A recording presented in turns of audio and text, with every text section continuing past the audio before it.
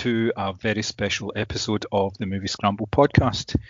Tonight it is just myself, John, and I have a guest on the podcast. His name is Patrick Rooney and he is a filmmaker from Glasgow. Patrick, how are you doing? I'm very well, thanks. Yourself?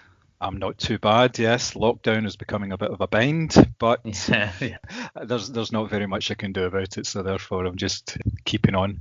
Yeah, exactly.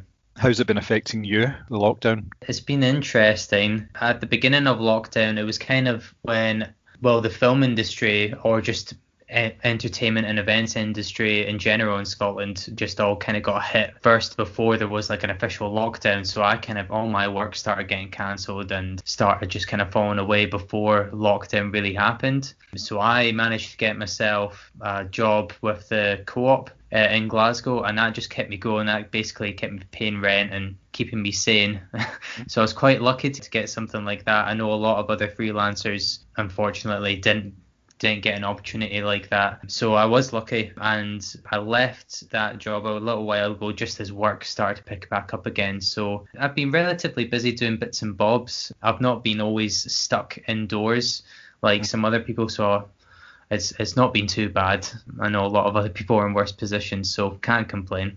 Oh, it's good to hear. Yeah, it's really difficult for people out there, obviously, with the new restrictions just about to be announced as well. And obviously with basically the cinema industry on its knees at the moment, it's not a good time for anybody in the arts at all. So on a brighter note, we're here today to talk about your new film, which is called In the Red. And it's about a subject that I've known about, but I've never really taken any, I wouldn't taken any interest, but I've never really thought about it in any way. It's about speedway. You could tell somebody, it's the best, it's the most exciting thing ever, but it's not until you actually come and you actually experience it and you actually hear the noises, you smell the smells, you see how fast they are. Fast, exciting, and just brilliant to watch. To me, it's just the most exciting sport there is. There's nothing else like speedway. I mean, how can you imagine four guys on bikes with no brakes? It's one of the purest forms of motorsport, if you ask me. We've all got this emotional bond. Tigers are in my heart, so it's my city, my club. All the supporters here feel like my family. Now, for those of us, and I do include myself in this, that don't know, or I didn't know what the film was about, can you give us a sort of a brief overview about the film, if you don't mind? Yeah, definitely. And you're definitely not alone with with people not knowing really what speedway is or know too much about it. So In the Red is a feature documentary about the Glasgow Tigers speedway motorcycle team. And for those people who don't know exactly what speedway is, it's basically four riders on bikes with no brakes going around an oval-shaped dirt track at around 70 miles an hour. So it's pretty intense, it's pretty fast-paced and very entertaining. And the film is really just about following the Tigers through their season last year in 2019, from the highs and lows and getting into the final of the championship. So yeah, it also kind of goes into the volunteers and the fans that are based around the club, and some of the human stories with the riders and the people that really keep the club alive and make this sport as unique and interesting as it is, really. What was the starting point for the film? Was it a commission from Allied Vehicles, or was it something that you were interested in yourself? So I actually came to Allied with the idea for the film. In 2018, I'd planned to make a film about the Glasgow Tigers as a short documentary film. So I did go to a couple of the matches towards the end of 2018 to film and photograph a couple of things. And I decided that the best route to go about it, as this is like my first feature-length documentary or first feature-length film of any kind, was to just try and make it as independent as possible, just to give myself a bit of freedom. So I created this proposal document for potential sponsors or things like that, and started taking it to a few companies. And Allied Vehicles are the company based in Glasgow that actually own the speedway. So they got a hold of the proposal, and I had a couple of meetings with them, and they were really keen to let me make the film. So they funded the whole process, and that's basically how it all came about. So that's why it's in association with Allied Vehicles at the start of the film. Yeah, because obviously they sort of joined in and helped fund it from the start. Yeah, exactly, yeah. So in terms of the actual shoot itself, it covers from pre-season right through to the end of the season. I think I saw some banners. It said like April to October is the kind of season. Yeah. So you must have covered all of that, obviously, because it's all in the documentary itself. So, I mean, how much filming are we talking about here? There must be hundreds of hours worth of footage for you to go through. Yeah, I mean, the whole process was about 10 months out of that year, and it was longer, obviously, beforehand with the meetings and trying to get the film made. But from actually filming to a completed product, it was about 10 months, and 9 out of those 10 months was filming, and then the last month was just me sitting in my room editing it together. There must have been around 70 to 80 hours in total, because I didn't film every day of every week. It was normally maybe 2, maximum 3 days a week that I would be filming, and those days I would kind of capture around an hour, maybe a little bit less than an hour each day. Mm-hmm. And it fluctuated as well. If there was more and more things happening, more excitement and more interviews to do, I would do more and then kind of leave other weeks with less to do. So it was quite an interesting process going through about 70 to 80 hours of footage, and then trying to condense the best of that, or the things that kept the story progressing, down to about an hour and a half as a whole piece with an actual structure in the story, as much as I could anyway, make a decent structure out of it.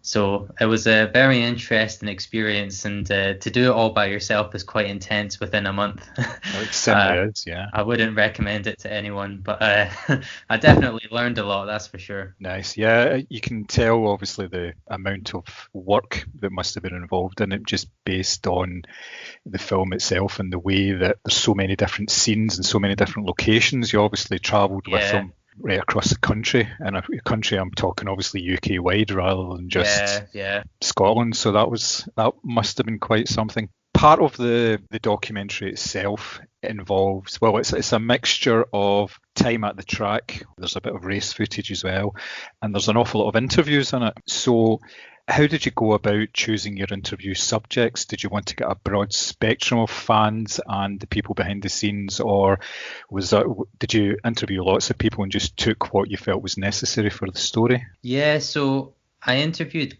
a lot of people, and a lot of them actually didn't make it into the film, but it's really because I interviewed a lot of the fans and the volunteers who are all quite in the same sort of position and had the same sort of things to say. So that was really the only reason they individually didn't all make it into the film, because they said a lot of the same things, and I didn't want too much repetition. But really, it just kind of depended on who I felt might have interesting stories, or who felt might have interesting points of view about the sport in general, or about the year and the events.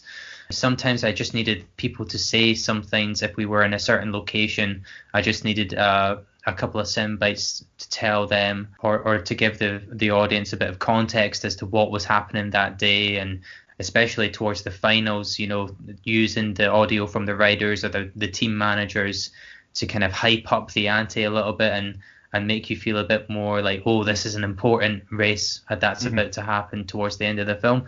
So if someone was, or an interesting character, for example, there's one in the film called George, and I was told of his story from Jerry, the main guy at the Speedway and Allied Vehicles. Jerry told me about George being a volunteer as a joiner and being a lifelong fan of the Tigers, and how he had some difficulty in his past, and he had quite an interesting personal story. So he was one of the first people that I interviewed, and then it kind of went on from there, where I met other interesting fans who had similar stories, or riders as well, who who'd had big injuries, and unfortunately they might have had to leave halfway through the year because they had a crash or an injury. So it really just depended on who was up for the interview, who felt comfortable, and then who also had interesting things to say. Mm-hmm. You must have been quite pleased with the season in general, because there was obviously a natural flow to the story, and that there was a beginning, a middle, and an end. And in between all those, there were so many different incidents that you could focus on. So that must have been a bit of a godsend in terms of bringing the story to screen. Yeah, definitely. We had just the natural highs and lows, because it started off quite well and it seemed like the season was going well, and I was a bit anxious at some points because I was like, there might not be too much actually going wrong here, there might not be too much conflict, and then it all seemed to happen kind of at the one time. There was a couple of incidents where riders were being replaced in the team, and there was like a dip in the season where they started to lose races and they started to go down a little bit in the leaderboard and in the championship, and there was an incident where there was a big fight and things like that. Yeah. And then there was the gradual, they got their stuff together and then they came back up to give it one last fight towards the end for the final. So I was really lucky, actually. A lot of the fans in that said that I captured one of the most dramatic seasons in recent memory for the Tigers and Speedway. So I don't know if it was just because I was there. Maybe I was the lucky charm to make it more dramatic. I don't know. Well, it obviously worked no matter what it was. With regards to the pulling the film together, like you said, you spent a month working on it. Now, there were certain choices made during the process. There was no narration for a start. There was nothing. Obviously, you just had occasional title cards that would come up and say that the Tigers either won or lost the race or something. It was very sort of minimal. You just let the story flow and interject it with interviews at various points. Was that always the case? Was that what you were going to do right from the start? Was it going to be like that? Yeah, I just kind of felt that with a narration, I kind of wanted it to be a bit more, not that folk were being told a story, really, rather that people would just allow themselves to just watch what was happening, watch the events and feel as much or as close to being someone actually watching Speedway as you could get to watching it on film. Not that I have anything against narration, but I just kind of felt like it wasn't really needed. It wasn't a necessity, or I'm not sure if it would have added or rather taken away from certain aspects of it. So I'm not also a fan of text, so I tried to keep the text in the film as minimum as possible. But unfortunately, Speedway can be quite a complicated sport, so you do kind of need title cards sometimes just to explain a little bit to what was happening.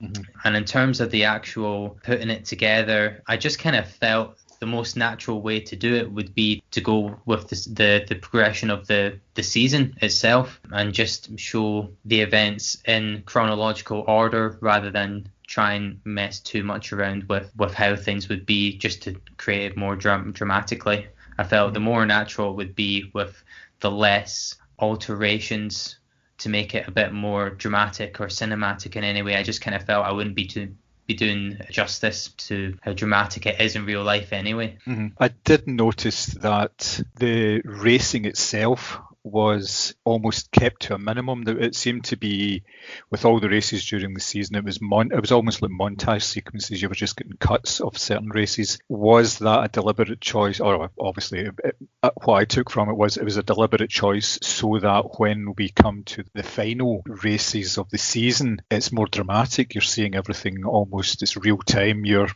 emotions building up as well. Was that, I take it that's what you were going for and with that as well? Yeah. So at the beginning, I kind of just wanted to show you flashes of the action, really, and just show you little glimpses of whether there's riders going around a corner or there's a couple of little crashes, or if it's more detailed shots of the riders when they start a race.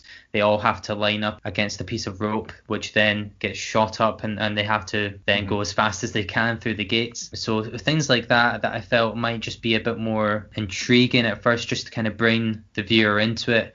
And then the final stages of the film, where they're in the actual championship finals, I did think to bring more of the racing in, it's kind of, you needed to feel that adrenaline or that sort of intensity where you kind of gasping for breath a little bit towards the end of the film, because that's what it was like during the whole season, to see that kind of progression. And then at the final, everyone in the stadium watching it around the track, everyone was holding their breath at the last seconds of each race, because every race was so crucial.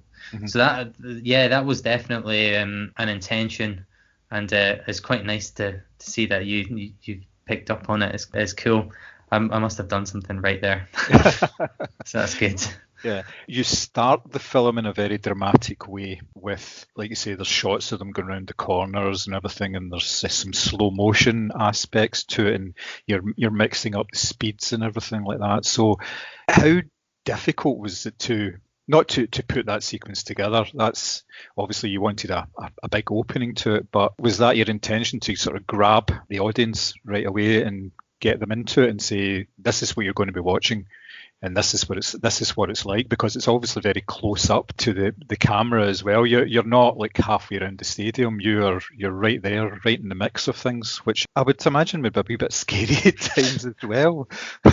Yeah, I had to build my confidence up a little bit to get closer and closer to the edge of the track, because the riders really do just come right up to the edge sometimes. But yeah, the beginning of the film, I always felt like it should have a really exciting opener, whether it's just like a minute of exciting footage just to grab the viewer's attention, because I feel if the film started immediately going into listening to people talking about what speedway is and trying to explain a bit of background to the sport, especially if you're an audience member who doesn't know anything about speedway, you might not be as engaged or as intrigued as you would be without seeing that action right at the beginning, just kind of thrown into the viewer's face. So hopefully that does kind of grip people a little bit more right at the beginning of the film, and does what it's meant to do, really. But yeah, it is quite scary, I must say, when you're on the middle of the track trying to get interesting angles, you can sometimes forget your footing and how close you are to the track, so you just need to be careful. Oh yeah. Yeah, but it is good fun. It is. I noticed quite early on, and in fact right from the very start, there was an awful lot of music in this documentary. I don't mean this unkind, but obviously in lower budget films, there's a tendency to either just have music that you can get for very little money, or have no music at all. But this had music that fitted in with the mood of different elements of the season. Like the opening sequence, really, really dramatic. It was like somebody mentioned gladiatorial, and it was that kind of Hans Zimmer style music. But then later on, like halfway through the film, you had music which was a bit lighter. There was still racing involved, but it was a lot lighter in tone, because then it was like they were on a high at that moment, and then obviously the music kind of dips up and down in terms of with the mood of the film. How did you go about actually, well, first of all, getting such a range of music, and then being able to figure out where to apply all this? Yeah, so before I actually started filming, or as I was filming throughout the season, I would always go on to a couple of royalty-free music websites and pick out the best, or what I found would be the most interesting or unique pieces of music that I thought might suit certain bits of what I was filming at that time. So over the period of time, I just collected a soundtrack really of songs and instrumentals that I thought would suit the film, to the point that when I came to editing, I kind of had a track list in my mind of the best songs to use by the time it came to editing. And I kind of felt, after having seen a lot of motorcycle films and a lot of films about like the Isle of Man TT and things like that of a similar sort of nature, a lot of the time they tend to use kind of rock music or like dramatic, intense, kind of punky music, and it's like really kind of high tempo stuff. But I decided to make the soundtrack for this film mainly be orchestral and more like classical music, just because one, I felt like it added to the gladiatorial vibe if it was that sort of thing anyway, where you hear strings instead of more kind of synthesizers or like electric guitars and things like that. And I just kind of felt it added a different aspect when you put speedway riders to classical music. It kind of adds another element to it that people might think is unexpected, or it might be a bit more enjoyable, because I think people don't expect speedway bikes to look good to classical music. But that was also a conscious choice, I kind of felt, to make this a bit more different than other bike films or motorcycle films that you might have seen before, just to put something else instead of your average rock music. Put something like slow motion riders to classical music. Almost looks like a ballet. So that's the kind of thing I was going for, and just kind of collected songs throughout the season as I was filming. Yeah, it makes it more cinematic in a way because of, like you say, using the elements of slow motion and a contrasting music rather than something going at 100 miles an hour. And yeah, it's particularly good. Now, there are two versions of the film, I believe. There's a version that is currently on YouTube, and there is did you call it a director's cut? Yeah. Which is currently doing the film festival circuits, I believe. Very, very appropriate, obviously. Yeah. What has the reception been like for the film where it's been shown so far? It's been amazing. I mean, the film that's on YouTube, that version, we decided to put that up onto YouTube at the beginning of lockdown, because the Speedway had been announced to have been cancelled. Basically, the majority of matches, obviously, as like everything else, it was cancelled. And so Speedway fans are a very vocal and unique bunch of people, and they're addicted to Speedway. You know, they need to have that fix. And I just kind of felt people are going to be sitting at home needing to watch stuff. Now would be the perfect time to put it on YouTube. And when we did that, the reaction was amazing. We got thousands of people watching it on the first night, which I really didn't expect. And it's a reaction that I've never experienced before in my previous films. I've never had that amount of hype before. And there's just so much positive feedback for that version of the film. And I was tweaking gradually as that film had been released over lockdown. I was just kind of tweaking things with the director's cut, and I decided to send it to a few film festivals. And yeah, it suddenly got selected for a few, and then a bunch of notification dates for a couple of different film festivals are around the same time, maybe a month ago, and it got selected for a few more, and it's up to about 7 film festivals now that the director's cut is in. Nice. With hopefully a few more to go, and a couple of nominations here and there, which has been great.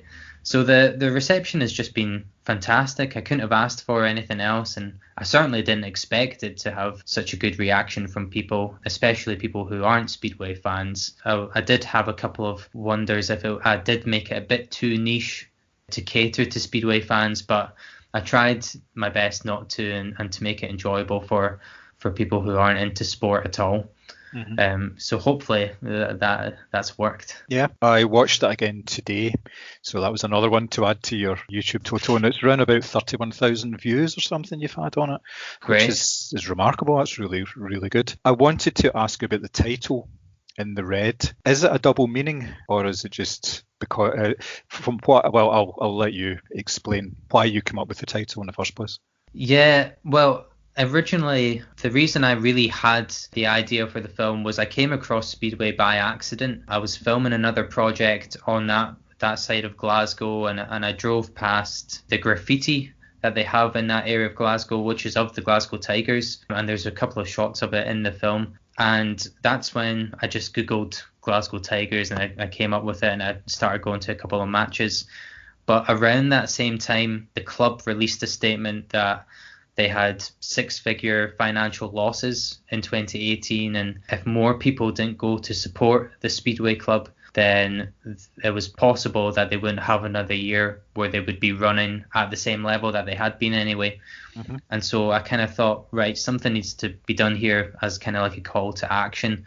So In the Red was kind of a natural title, because Glasgow Tigers are all red and the stadium's red, and so the visuals or the colour red is quite heavily used in the visuals and in the aesthetic of the film, and also it refers to the state of the club and the state of the speedway sport in general across the UK. Clubs are closing down across the country, and there's not much of a growing fan base as there has been in recent decades. So it kind of referred to that as well, how the sport is in the red. Mm-hmm. Well, I took it as well, in addition to that, meaning that obviously you said that they're going around this track at 70 miles an hour, no brakes. The rev counter would be going into the red as well. I kind of took it from that rather than the being in debt part. Yeah. There's a small part in the film where, is it Poland or something like that? It's Europe. Was it a Polish stadium that you showed a small piece of, and it's this spectacular big floodlit stadium, thousands of people in it to watch speedway? That must have been a bit of a difference compared to going to likes of Eastbourne and Leicester and things like that. Yeah. So the shot that I used in the film is actually, I cheated it slightly because it's actually from Cardiff, and in Cardiff every year they have a Grand Prix. Which is like the biggest speedway event in the UK. Well, arguably the biggest speedway event in the UK every year, and that takes place in the, can't remember what it's called. I think is it the Adrian Flux Stadium in Cardiff? I'm not too sure. And so I managed to go down to the Grand Prix and film some footage of that. And luckily, in that section of the film, it's some Polish fans talking about what speedway means to them, because it's such a huge sport in Poland. It's really the number one sport. It's bigger than football in Poland, speedway. And so I managed to take a couple of shots from the stadium in Cardiff where there were so many Polish fans with the Polish flag, and just kind of made it look like I had a wee trip over to Poland to do a couple of shots. Yeah, it definitely worked. It was really good. So now that you've got this film out of the way, and you did say at the start that things have kind of locked down at the moment in terms of jobs and everything. So you're talking obviously about your own production company, Dear Friend. How did that start about? Did you make a conscious decision to go out on your own rather than working for others or anything? Or is it something that you do? Obviously, you've got your own production company, but you're probably open to working with other people. What was the sort of genesis of that? It was really after I'd studied filmmaking and I managed to get an internship for around nine months with a production company in Edinburgh. And after that, I kind of decided to just go freelance on my own, really, and start my own thing up, mainly because a lot of people were asking me if I would be able to make videos for them. And around the time of me being an intern, I didn't have the time to do everything that I wanted to do, or to grab as many of the opportunities as I could. So the reason behind it was really just to be able to have those opportunities and to embrace as many different aspects of film and TV as I could. I'm definitely open to working with other people, and I've been really lucky in collaborating with some other production companies and working on a variety of different projects over the last few years. It's been an amazing experience, and hopefully can continue to do that amongst all the coronavirus lockdown and things like that. Let's just imagine for a moment that things do get slightly better over the next couple of months. Have you got plans for what you would like to do next? Is there a project that you can talk? I know filmmakers are notoriously private about discussing things that they've only got just sort of an idea of, or they're working on privately, but is there anything that you are currently working on that you could possibly discuss with us? Yeah, I mean, there's nothing solid, obviously, but I've got a lot of ideas that I'd like to do. One of the things that I'd really like to work on and build up to doing next year is a scripted feature film. So I've had an idea for a lot of years, which is kind of like based in Glasgow, creating more of like a gothic neo-noir style thriller. That I'm a massive fan of the neo-noir genre, and to create a film like that is really kind of at the top of my list. So I think I'd like to challenge myself in creating a feature-length scripted film next year, if we can relatively easily do that. So I'm working on that just now, just trying to write a script and create everything that I could possibly be doing by myself in a pre-production phase that I can just now. So that's really the project that I'm kind of working most on and looking forward to possibly doing. Trying to keep optimistic about being able to do it. Yeah, absolutely. You have to keep optimistic, don't you? That sounds fascinating, actually. That sounds very interesting. It's quite telling that Glasgow has a lot of architecture that you can use for these type of films. There are various buildings and various areas that lend itself very well to sort of noirish type tales and everything. So, definitely, good. Well, that was excellent. In closing, I'd just like to say In the Red is currently available to watch on YouTube, and I would heartily recommend it. It is a fantastic watch. As I said, didn't know very much about Speedway, but when I started watching it, there was an awful lot you can take from it, and it's a really, really enjoyable film. So congratulations on that. And thank you very much. Thank you very much for your time today. It's been a real pleasure. Thank you very much. Thanks very much for having me on. I really appreciate it.